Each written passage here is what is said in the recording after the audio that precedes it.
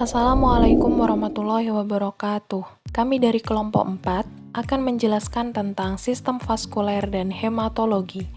Apa itu sistem vaskuler? Sistem vaskuler adalah suatu sistem organ yang berfungsi memindahkan zat ke dan dari sel, juga menolong stabilisasi suhu dan pH tubuh. Di sistem vaskuler, kita akan membahas tentang pembuluh darah.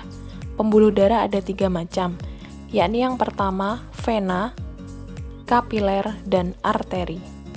Perbedaan antara vena dan arteri dapat dilihat seperti gambar berikut. Untuk jenis-jenis sendiri, ada vena cava superior, vena cava inferior, aorta.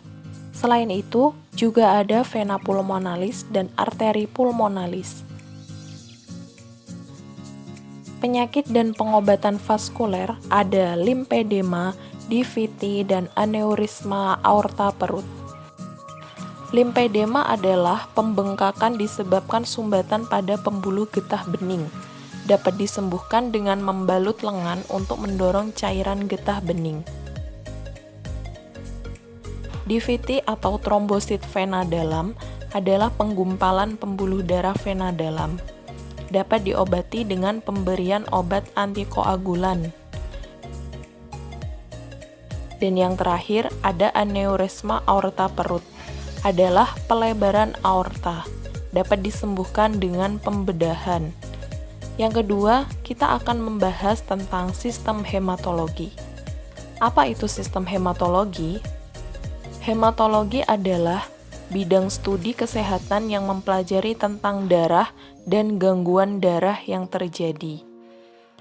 Darah berguna untuk menjadi pengangkut bahan atau zat makanan, oksigen, sisa-sisa metabolisme, dan hormon di dalam badan manusia. Darah sendiri memiliki beberapa komponen, yakni plasma, leukosit, trombosit, dan eritrosit. Plasma darah berfungsi mengangkut nutrisi, gula, lemak, hormon, gas, dan bahan limbah yang ada di darah. Darah merah atau eritrosit berfungsi mendistribusikan oksigen ke jaringan dan organ sel, serta mengambil karbon dioksida untuk transportasi ke paru-paru dari tubuh. Proses pembentukan eritrosit terjadi di limfa dan sumsum tulang yang dinamakan eritropoiesis. Eritropoiesis terdiri dari 5 tahap.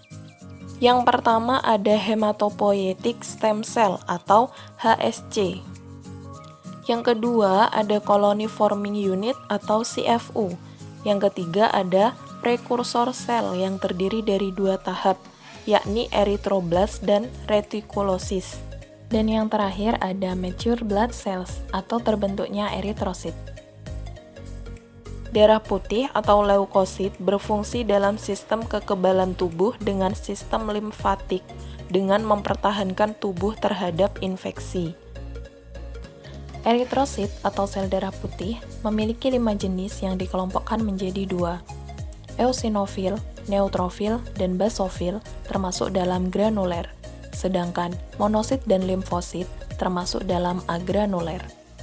Lalu ada trombosit yang berfungsi dalam proses pembekuan darah, yang mana saat terluka, trombosit akan menutup luka dengan mengumpul, seperti gambar berikut.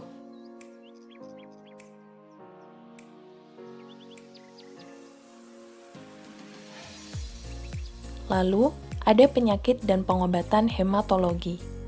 Ada multiple myeloma, trombositopenia, anemia, dan leukositosis. Yang pertama ada multiple myeloma, merupakan kanker darah yang berkembang di sel plasma pada sumsum tulang akibat DNA yang bermutasi. Pengobatannya dapat dengan terapi, radiasi, atau radioterapi.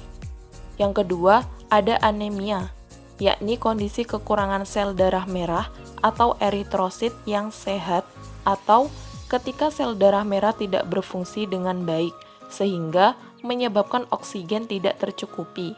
Pengobatannya dapat dengan transfusi darah, pemberian suplemen zat besi, atau transplantasi. Ketika ada leukositosis, yakni kondisi di mana seseorang memiliki jumlah sel darah putih yang terlalu banyak, pengobatannya dapat dengan pemberian obat antibiotik, antihistamin, antiinflamasi, kemoterapi, dan radioterapi, dan transplantasi sumsum tulang. Dan yang terakhir ada trombositopenia, yakni trombosit rendah atau di bawah nilai normal. Karena kurangnya trombosit, maka akan sulit menghentikan pendarahan saat terluka.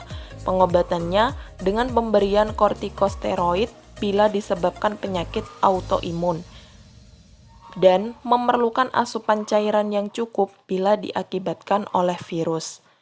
Sekian dari kelompok kami, terima kasih telah menonton.